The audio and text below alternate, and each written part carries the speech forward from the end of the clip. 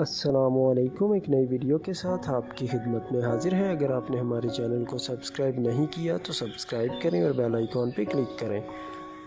مولا علی علیہ السلام فرماتے ہیں، تمہارا بدترین دوست وہ ہے جو تمہیں غلط بات پر راضی کرے۔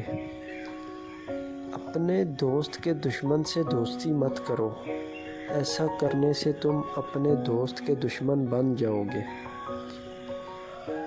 علم تمہیں راہ دکھاتا ہے اور عمل تمہیں مقصد تک پہنچاتا ہے۔ اگر رزق عقل اور دانائی سے ملتا تو جانور اور بے وقوف زندہ ہی نہیں رہتے۔ ہر چیز کا ایک بیج ہوتا ہے اور دشمنی کا بیج مذاق ہے۔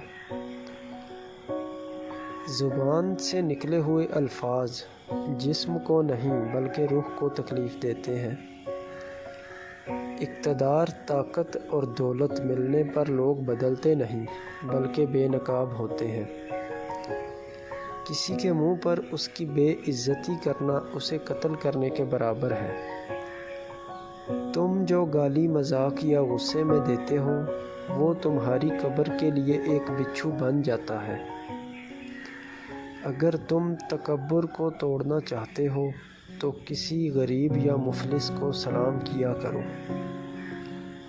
اپنی زبان کو یوں محفوظ رکھو جیسے تم سونے اور چاندی کو محفوظ رکھتے ہو۔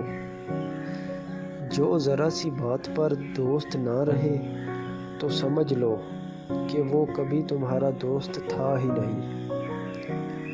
کوئی کمزور شخص تمہاری بے عزتی کرے تو اسے بخش دو کہ بہادر شخص کا کام معاف کر دینا ہے۔